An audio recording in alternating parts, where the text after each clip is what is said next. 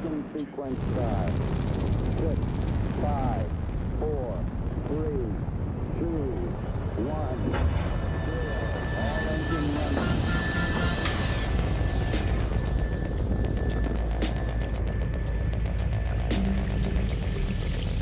Цайлуур нэвтрүүлгийн машин дугаар Дархан хот дээрээс үргэлжлэж байна. Бид нэр Дархан хотын хөдөө аж ахуйн сургууль дээр байрладаг шинжлэх ухааны кафе дээр хүүхдүүд өгтөж авах бол. За тэндээс бараг хэрж харагдчих шиг байна да. Авчиж авъя. За сайн уу?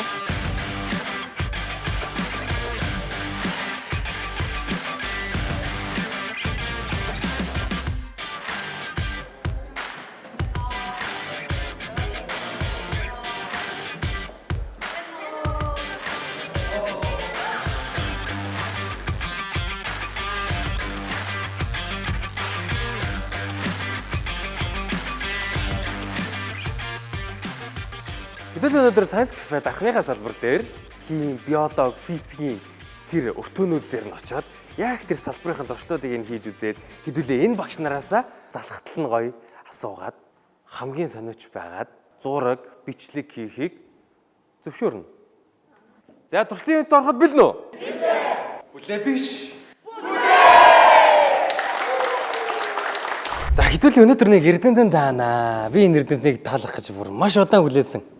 За энэ эрдэмтэн биш үү? Атомын бөмбөгийг анх хэрэгжүүлсэн Манхэттен төсөл дээр оролцож исэн. Энэ эрдэмтний ордог лекцүүд, хичээлүүд одоо бол таад интернетээс ороод шууд үзэх боломжтой. Энэ эрдэмтэн квант электродинамик гэдэг салбарын маш гайхалтай суурь ойлголтыг гаргасан. Энэ хүний нэрээр нэрлэгдсэн диаграмм гэж байдаг. Миний бодлоор диаграмм гэсэн болохоор Эйлервэн байж магадгүй гэж таамаглаж байна. Биш энэ одоогийн фиштэй Эйлервэн диаграмм гэж байдаг те. Яг зүйтэй. За өөр хариулах байхгүй бол би нэрийг хэлье. Энэ эрдэмтнийг Ричард Фейман гэдэг. Ричард Фейман өөрийгөө зүгээр л нэгэн физикч гэдэг байв. Гэвч тэрээр шинжлэх ухааныг аялал, адал явдал бүр хөгжилтэй зүйл болгон хувиргаж чаддаг ховорхон нэгэн байлаа. Тэрээр багасаа л альва нэг зүйлийн нэр томьёог цээжлэхээс илүүтэйгээр яаж ажилдгийг нь ойлгохыг чухалчилдаг хүүхэд байв. Түүний энэ сониуч зан асуудлыг өөр өнцгөөс нь харах чадвар нь түүнийг онлайн физикийн хамгийн чухал нээлтүүдийн нэгийг хийхэд хүргэсэн юм. Дэлхийн 2 дугаар дайны үед залуухан физикч Фейман Америк нэгдсэн улсын цөмийн зэвсэг бүтээх нууц төсөлд оролцож өөрийн бүтээл сэтгэлгээ асуудал шийдэрлэх онцгой чадвараа томоохон хувь нэмэр оруулсан. Дайны дараа тэрээр квант электродинамикийн онолыг хөгжүүлж, игэл бөөмсийн харилцан үйлчлэлийг тооцоолох, дүрслэн харуулах шинэлэг арга болох Фейманы диаграмм гэхийг бүтээсэн нь ойлгоход бэрх математикийн томьёог уран зураг болгон хувиргаснаар орчин үеийн физикийн салбарт хувьсгал хийсэн бөгөөд энэхүү гавьяагаар нь Нобелийн шагналыг түнд өгсөн юм. Гэхдээ Фейманийг зөвхөн онлайн физикч гэвэл өрөөсгөл ойлголт болно. Тэрээр шинжлэх ухааныг хэн бүхэнд ойлгомжтой, сонирхолтой, хөгжилтэй байдлаар тайлбарлах гайхалтай авьяастай багш байсан. Фейманы лекцүүд хэн ч үзэхэд интернет дээр одоо ч гэсэн бэлэн байдаг.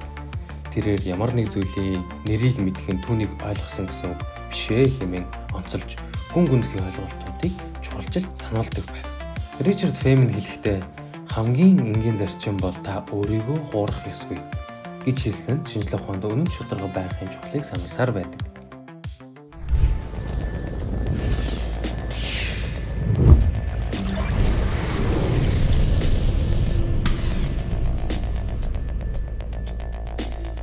Электроник гэдэг зүйлийг судалнаа.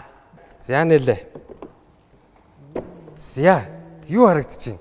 Тэ дэлгүүц байна. Тоглоом шиг олон юмнууд харагдаж байна те? Байхгүй.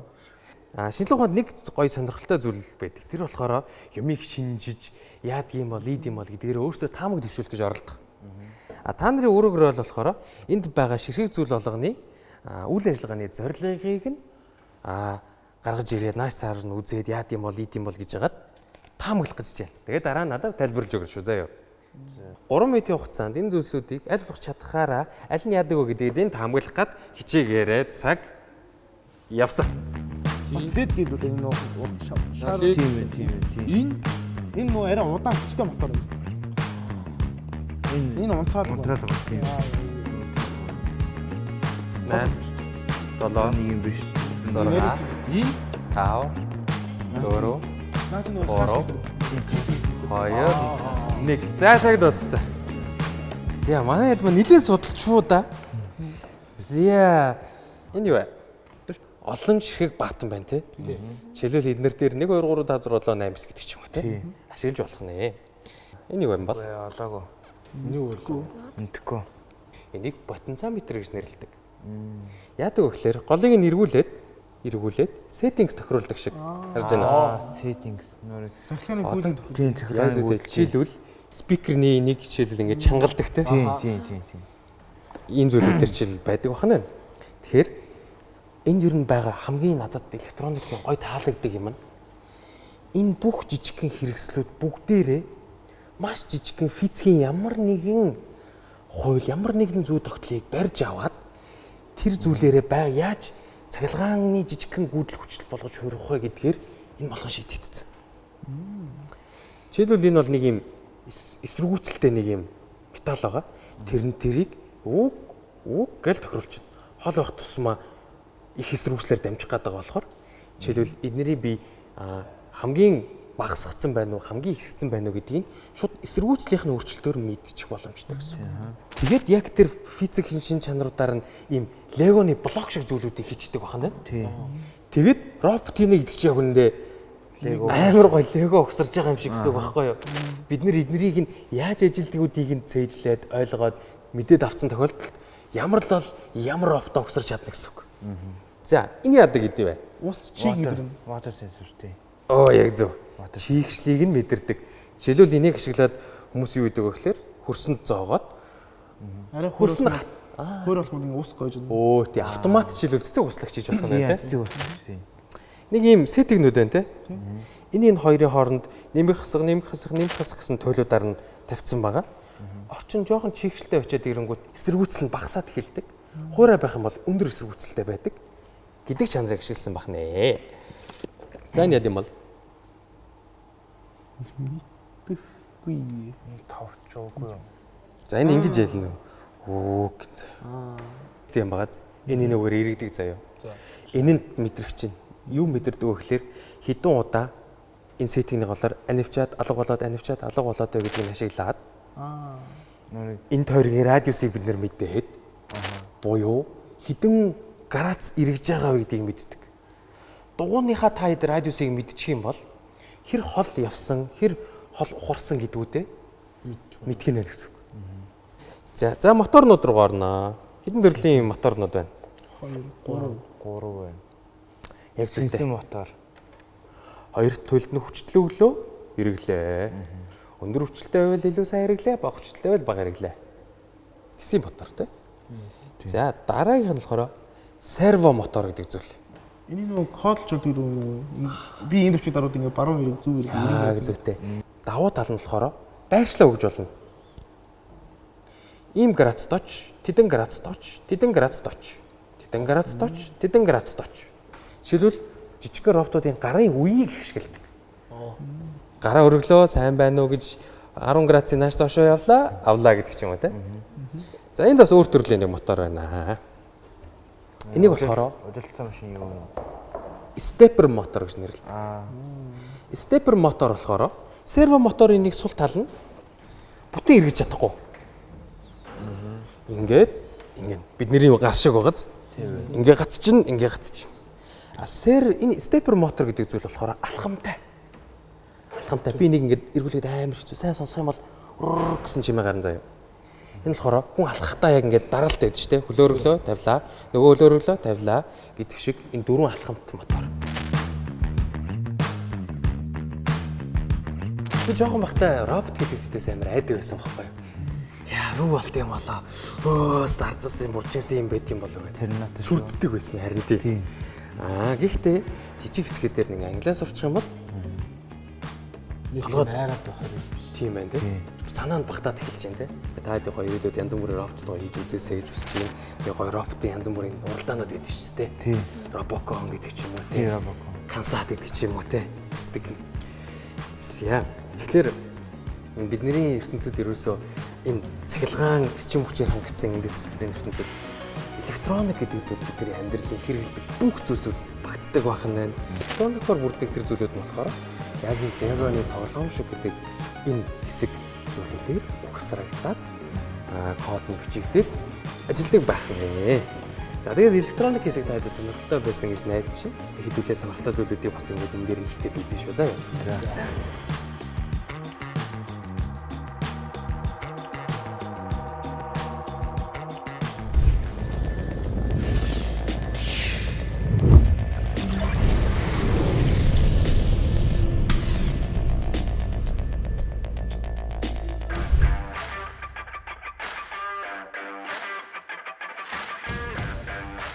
Бид гурав хүний биеийн эртнийг нийлүүлэх тийм туршилтанд амар хэцүү байсан. Дандаа эртнүүд нь унаад ч юм уу эсвэл буруу тишээ харуулж тавиад хаана ясна мэдээгүй бид гурав зүрхийг цүсгэж бодоод буруу доош хийхэд байсан. Тэгээ сүулт нь ухаараад игээд их сонирхолтой байсан юм. Энэ юу вэ манайхаа? Сайн хар та. Зүгийн үйл хийсэн гэж та хэдий харсан? Зүгийн үйл яа өслөг байгаа вэ гэхээр нөгөө зүгийн цэцгнэр цуугаа тоос хүртэн штэ. Тийм учраас өслөг байж иж нөгөө тоосоо сайн ингэж сууж авч хүртдэг байх нь штэ. Сонирм байна уу? Болтой. Тэгээ биологийн хичээл дээр үзээгүй байсан. Тэгээ одоо зөвгөний бүтэц юм уу тэгээ тиймэрхүү надаас мэдж авлаа. Гоё юм.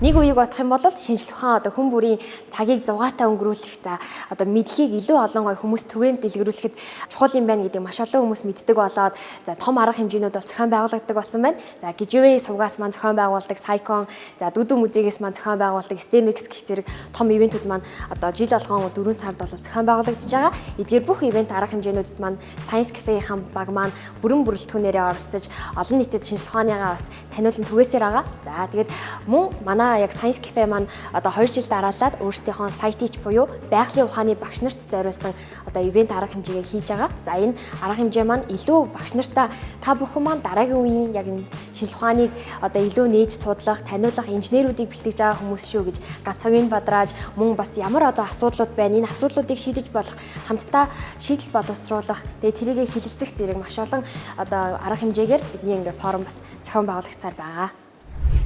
За хэдүүлээ энэ нэг төрлийн роботод танилцсанаа. Энэ бидний Science Cafe дээр өөрсдөө хийсэн төхөөрөмж. За би энэ компьютероос энэ AUX оролтоор долгион хүлээж авна. Орууллаа. Энд дуу тавилаа. Хасаалаа. Одоо би чанар чиглэл.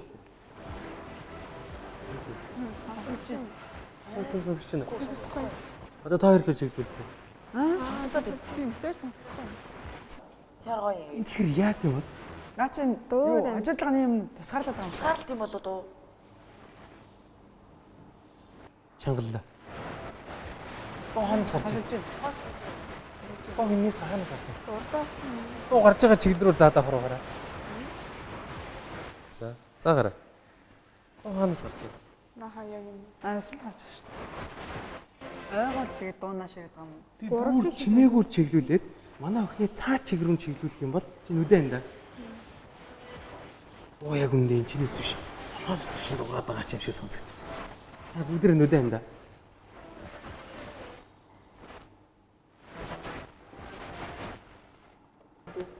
За яатад хөрөмж ихээр тайлбарлая. Та дуулан дууг аваа мэдэн штэ. Дуу аваач ингээ вүн гэд жигэд бүх тал руу тарах хэрэгтэй байсан те. Гэсэн чи энэ яаж? Урагшаа явчаад. Нэг чиглэлтэй. Нэг чиглэлээр. Яг нэг чиглэлтэй. Тэгснэ бүр сони юм ажиглагдчихж байгаа. Энийний чиглүүлсэн хэсгээс тэр дуу ирж байгаа юм шиг санагдаж байна те. Энэ болохоор ультрасаунд лазер гэдэг зүйл. За бидний түрүүний электроник хэсгээр танилцсан зүйлүүдний нэгээр энд харагдаж эхэлнэ. Түрүүний потенциометр гэдэг ч юм уу, хүчил тохируулагч гэдэг ч юм уу, тэр нөгөө баахан аалт шиг чипүүд гэдэг ч юм уу зүйлүүд байна те. За энэ зүйл яаж байгаа вэ гэхээр бидний сонсож чадахгүй өндөр давтамжтай юм авиг гаргаж байгаа. Хүн хилээс хэдийн давтамжийн дотор сонсд юм бол Гэрц 200 цэцлэг төлөв. аа зүйтэй. 200 гэж хэлж болно. 200-аас 1600-аас тийшээ 20,000 хүртэл сонсож чадна. Гэхдээ 15,000-аас доошоо бол хүмүүс сонсд юм байна. 15,000-аас нэг ярьсан жигэлзээд зүгээр нэг юм. Тийм. Гэдэг яа сонсдог нэ тий. Баг татамжтай болохоор оо гэдэг байна. За энэ болохоор 40,000 секундэд наачсан шингэж байгаа. Энэ чимэг жишээлбэл муур сарсан багвахаа гэдэг ч юм уу бүр илүү тийм өндөр давтамж сонсдог амтд сонсч чадна. Ийм өндөр давтамж болохоор бидний мэдих дуу чимээс ялгаатай ийм чиглэлтэй явж чаддаг юм байна.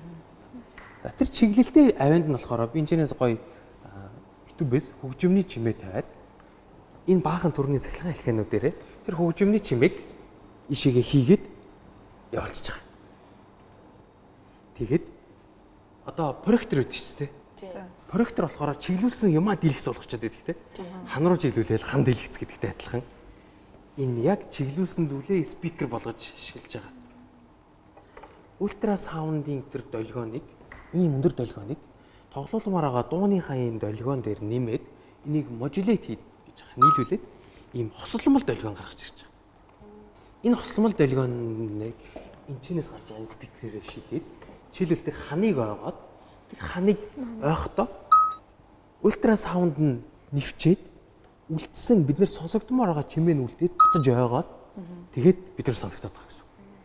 Мичидийн чимээр ч юм шиг, байгаль үйлийг зөрчүүд байгаа ч юм шиг сонирхолтой төхөөрөмжөө зүйлсүүдийг бид нар юм электроник ашиглаад хийж болдог байна.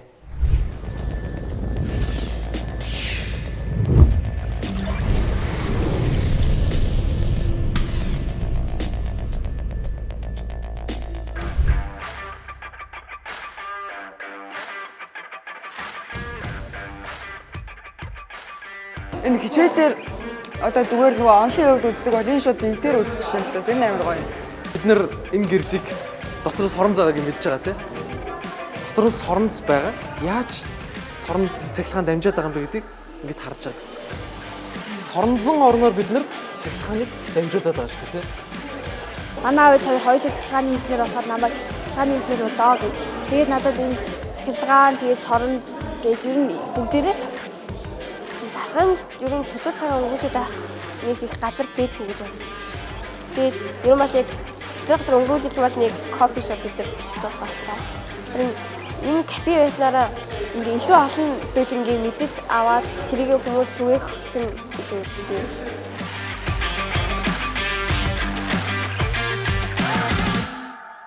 Энэ улаан зүйл юу гэдэг вэ? Та өмнө харж ирсэн үү? Цахилгаанчилт барай. Оо, цахилгаанчилт барай яваад байдаг те. Нэг юм хоёр юмыг ачаал ингээл прожектор руу ингээл хэмжиж яваад байдаг те. Энэ бидний хэмжих багж байна. За, ийм гоё тохиргоонод байна. Оо, зүйтэй. Хүчтэй. Өөр юм уу? Тэмдэглэгийг нь харуулна шүү дээ. Ампер юм шүү дээ. Оо, ампер чи юу вэ? Оо, юм зүйтэй гүйдэл. Өөр юм ч үү? Өөр ямар хэмжилтүүд байна? Эднэр юу? Нэг морины тагшиг зураг байна те. Оо, зүйтэй. Эсэргүүцэл. Резистор буюу эсэргүүцэл гэдэг зүйлүүдийг хэмжих нь.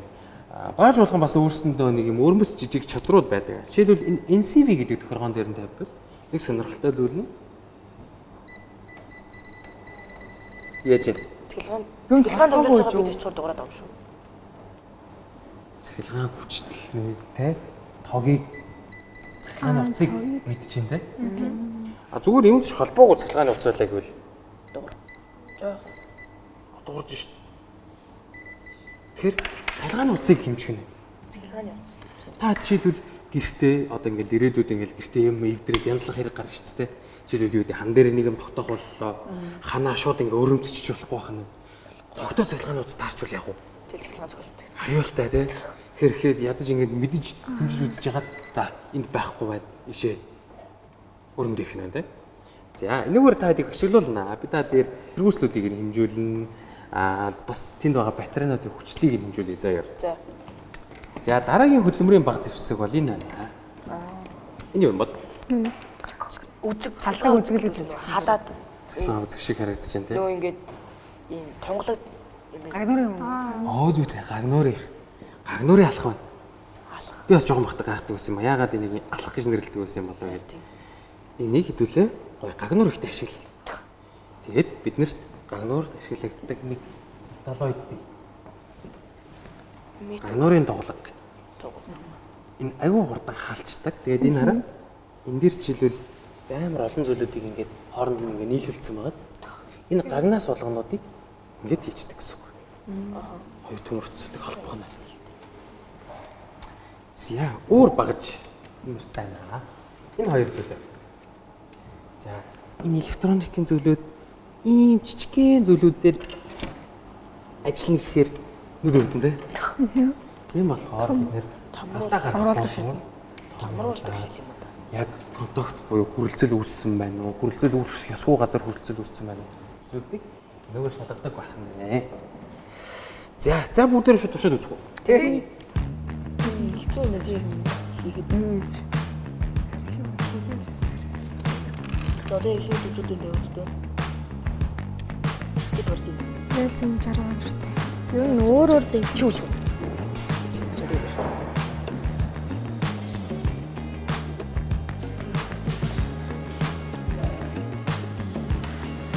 Тэгээд энийг сайн халаагаад бас буцаагаас суулгаад авчихсан.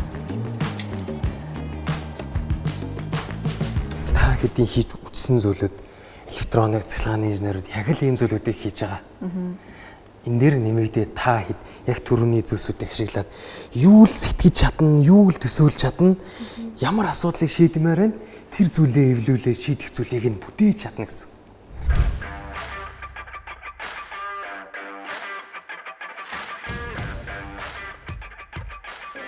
Химийн үр дүнд болохоор нөө universal indicator гэдэг тэрнгөөрөө ингээд бодисын хүчлэг суйрлаг гэдгийг ялгаа. Тэгээ шинэ бодисуудыг туршаал гоё. Химийн төвшил нь амар гоё.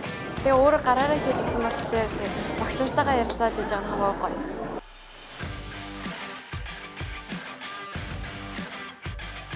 Одоо өөрөө туршилтаа хийж үзэж байгаа болохоор баг миний дахиж мартахгүй байхаа.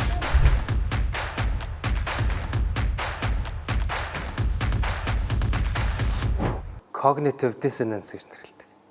Монголоор л сэтгэлгээний зөрчилдөөн. Айгуу том агуулгатай болохоор би олон жишээ авахыг бодноо. За та хэд ийм зүйл болж ирсэн үү? Гэрийнхнийхээ хин нэгэнтэй ч юм уу гоё дэлгүүр хийсээд за магадгүй ээжтэйгээ пүүз хайжалаа гэж бодъё л та. Тэгээ хоёр пүүзэндний алийг сонгож чадхаа мэдхгүй. Тэгээд аль нэгийг сонгоод аваа харьцсан. Тэгэл ингээл гэртээ очиж исэн чи ээж чи ингээл пүүзийг фаршичил. За энэ дээр дээ. Энэ угаасаа юм доотлолтой юм цагаан юм уутай хөнгөн амар энэ дээр дээ. Нөөтг нь угаасаа шалт юм байсан. Энэ л зөвийг л авсан юм. Гэж ярьжсэн тохиолдол байгаа юу? Хүн болгонд байдаг тий. За би тайлбарлая заяа. Энэ болохоор бидний нэг бодцсон байгаа ихтгэл үнэмшил. Бидний өөр нэг бодцсон байгаа ихтгэл үнэмшил. Энэ хоёр зөрчсөн нөхцөлд бидний тархинд тухгүй нөхцөл байдал үүсдгийг cognitive dissonance гэдэг юм байна. За тэгвэл бас нэг юм жишээ. За нэг хүн байлаа гэж бодъё. Турхыг хүсдэг. Амттай хоолн дуртай. Амттай хоол идэж байгаа. Яг энэ үед хүн гимшдэгтэй. Тормоор байдаг. Гэхдээ л хоол идээд байдаг. Багадгүй хүн болгонд бас тохиолддог зүйл бах тий. Энэ бол яг cognitive dissonance. Тэр толгой дотор тухгүй мэдрэгдэж байгаа тэр өвдөлт. Нэг талдаа турмаар байдаг, нөгөө талдаа идмээр байдаг. Гэтэ энэ хоёрын зөрчилж байгааз. Хүний тарих болохоор энэ хоёрыг яаж хийж байгаа л давхцуулахгүй бол тухгүй байдалтай байгаа л гэдэг. За одоо би бүр хамгийн чухал дүгнэлтийг нийлээ заяа. Одоо дараагийн хэсгийг ойлгосноор бүр зөв хандлагатай хүн байх уу, буруу хандлагатай хүн байх уу гэдэг нь гарч ирнэ. Хүний тарих энийг нийлүүлэхэд бол 3 хариу үйлдэлийг үзүүлдэг юм байна. Энэ 3 аль нэгийг нь нөгөө хоол идэж байгаа хүн дээр чи авъя л да. За эхнийх нь хийж байгаа үйлдэлээ өөрчлөх буюу за би үнэхээр л турмаар байгаа юм чинь за хоол идэх энэ удаа болида бүрийгээ чамаа хэцүү чамаагүй гэдэг. Үйлдэлээ өөрчлөх. Яг тэгэхээр хоёр үйлдэл бодлон зөрж исэн шүү дээ. Нэг нь эхнийх нь өөрчилчихлээ. Энэ тохиолдолд бол жишээлбэл эрүүл явж чадж дээ. Анх байсан бодолтой өмж явж чадж. За хоёр дахь нь яах вэ гэхээр эхнийхээ ихтгэл үнэмшлийг нь өөрчлөх буюу за хүн заавал хүн болгон гоё туранхай гоё битээ байх албатай ч биш те. Эрүүл байхад л болно доо гэд бодож байна. Ингэнгүүт энэ хоёр бас нийлж байгааз нөгөө бодлоо өөрчилсөн юм чинь энэ бодлоо өөрчилсөн юм чинь. За гурав дахь нь маш хортой дутаалтай. Энэ болохоор зөвтгөл гэж нэрлэдэг. Сэтгэлгээний зөрчилдөөнд зөвтгөлөөр нийлүүлж байгаа. надаас тархан хүмүүс байдаг юм чинь. За ганц идчихэд ер нь яадیں۔ Ер нь зүгээр шүү дээ. Гэх мэтчлэнээр хоёр дахь бодлоо зөвтгөх өөр фактуудыг, шалтгаануудыг хайж олоод нийлүүлж яддаг. Энэ маш олон жишээн дээр гарч ирдэг шүү. Та хэд бүр бодоорой заяа. Сэтгэл зүйн төвчлөлтөөнөө ингээд ер нь ингээд өөрөө сөрөг хандлагаар биш хүлээж яханд бол ер нь хийж байгаа зүйлийнхаа хүлээж авах байдлын ер нь бол эерэг болох хэрэгтэй гэсэн үг. Хүнд хоёр сонголт үлддэг. Тэгмээ тэр нь хоёр нь одоо бие биедийг нийлэх болохоор сэтгэл зүйн зөрчил үүсдэг гэж ойлгосон. Харин тэр хоёрын үр дүнд хүнд одоо олон бодол, төнгөд үйлдэл гаргах одоо тийм сэтгэл зүй үүсдэг гэж л би ойлголоо. Хүлээж яваасаа гэсэн зүйлийг та хүлээд авсан гэсэн үг. Тэгээд та хэд гоё ингээд амьдралын хугацаанд гоё ингээд ажиглаараа заяа. Ямар үед яг түрүүнийх шиг тэр cognitive dissonance гарч иж байгаа гэдэг энэ л бүр хамгийн элбэг. Түүнийг тэмцээн боллоо те. Хүн ялгаараа жишээлбэл би яллаа гэл ялагдахаараа жишээлбэл шүүлт нь угаасаа асуудалтай байсан юм да гэт те. Амин өөртөөс хамааралгүй зүйлийг нь муухай болгож хайж байгаа байхгүй. Өөрийгөө аюулгүй, өөрийгөө мундагаар нь үлдээгээд гадны юмнуудыг ингээд эвдчих гээд байдаг хоноо шүү дээ. Тэр нь аюу муухай хандлага байна те. Хүн илүү өөр дээр ажиллаж ивэл орчин тойрондоо өөр дээрээ илүү хэрэг байна. За ингээд сэтгэлгээний төрөвдлийн хэсэг маань дуслаа. Та хэд байгаа хэрэгтэйсэн гэж найдаж байна. Өнөөдрийнхөө гэрийн даалгавартай танилцсанаа. Биднэрт хэрэгтэй зүйл нэг шар. Тэгээд энэ маш хөнгөн. Тэгээд пластикаар хийсэн гялгарууд. За тэгэхээр ингийн эхний ээлжинд гялгарууднаасаа бид нэр маш нарийнхан цагиргыг зүсч аваа. За тэхийн тулд хэдүүлээ ингийн гялгаруудаа гоё дивж тавьж агаад нугаллаа.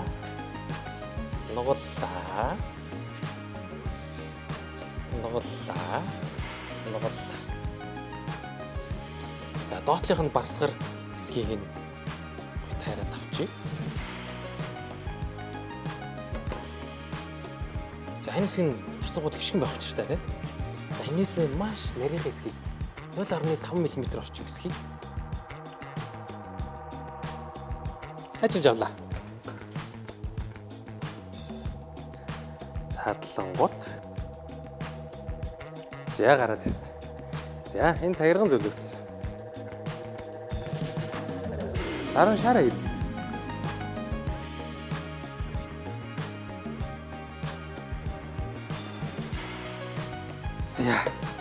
За шар бэлэн.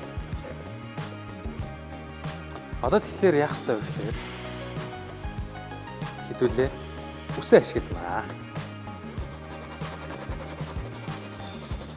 За төр зөр тавьчих. За одоо энийг бас үсэндээ маш эвдэрлэхгүйгээр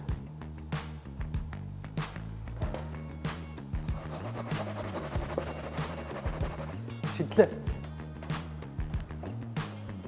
За ингээд ид шидсэн юм шигээр хүснээрээ оотныхаа хэсгийг өдрөд нэг хэсэг би дээшлүүлмээр байвал дээшлээ өөлж унгаамаар ойл унгааж. За натэр нь алдчихлаа. За энэ гэрийн даалгавар таад гоё таалагдсан гэж найдаж байна. Тэгээд өөртөө хийгээд гоё тоглоод үзээрэй. Үсэндээ өрөнгүүд миний үснээ электронуудыг энэ шар булаагаад энэ хасах цэнигээр дүүрэн статик хөрөнгөлөгдөж байгаа гэсэн. Энийг би бас үсэндээ өрөнгүүд энэ бас хасах цэнэгтэй болчихлоо. Дөнгөд хоёр ижид цэнэгүүд яадаг лээ. Би нэгээ түлхээд агаар дээр хөөрөөд өдөрдөж байгаа гэсэн. За тэгэхээр хүн болгон заавал хийж үзээрэй. Тэгэхээр заавал хийж үзэх ёстой зүйлүүд энийг шүү.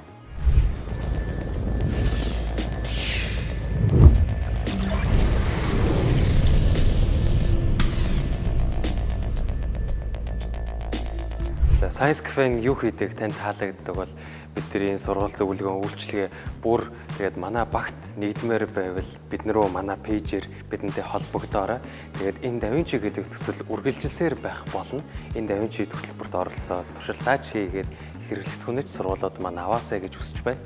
Хүн болгон сайхан нэгэнд амьдрахыг хүсдэг. Гэхдээ тэр нийгмийг хүлээхээс илүүтэйгээр бид нэр авчрах ёстой.